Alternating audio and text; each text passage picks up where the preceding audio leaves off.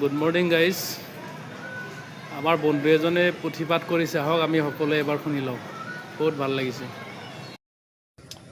কৃষ্ণ বাপ বান্ধৱসকল, মই আজি দ্বিতীয়টো অধ্যায় পাঠ কৰিম আৰু যদি ভুল হয় আপোনালোকে নিজ নিজ মনেৰে শুধৰাই ল'ব দেই।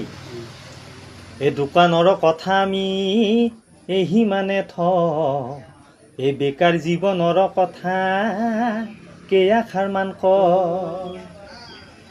ৰাম পূৰণ হৰণ কৰি কৰি স্নাতকোত্তৰ ভৈলো, তাৰ পাছে গৃহে আহি ৰাম বেকাৰ হইলো। তাৰমানে এইটোৱে কৈছি, আমি পূৰণ হৰণ এইগিলা শিকি অ'ত 2 দিন ত'ত 2 দিন এনেকৈ পঢ়ি ঠেলাই গতিয়েই কিবা কৰি যাই পেলাই স্নাতকোত্তৰ মানে গ্ৰেজুৱেশ্যন কৰিলোঁ। কৰি পেলাই ভাবিলোঁ আমি চাকৰিয়ে পামেই। তাৰপিছত নাই ফৌ আমি ফৌ হৈ পেলাই ৰাম বেকাৰ হৈ গৃহে মানে ঘৰত বহি থাকিলোঁ। ৰাম যি সংগী ছাত্ৰী কালে স্বামী মানে ভজে, অৰ্থ সংকটত তাই পুৰুষকে উৰা মাৰে।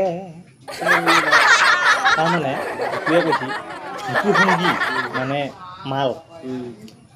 মালটোৱে মোক ভাবিলা স্বামী বুলিয়ে মানে পয়াক বুলিয়ে ভাবি ল'লা। তেতিয়া বাবু সোণা ধুনু মুনু এইবিলাক কৈ থাকেই। সিটো যেতিয়া পকেট উদং দেখা পালা, বেকাৰ জীৱনটো দেখা পালা, তেতিয়া পুৰুষকে উৰা মাৰিলা চৰাইৰ নিচিনাকে। সেইটো কৈছি। তাৰপিছত কৈছি, সংগীহীন বিৰহত পকা বিৰাট দেখা নাপায়। সংগীহীন সংগীহীন বিৰহত কেইবা বছৰ গ'ল, ইটো সিটো কামে কাজে পকি গ'ল। এইটো তাৰমানে চুলিটো পকি গেল।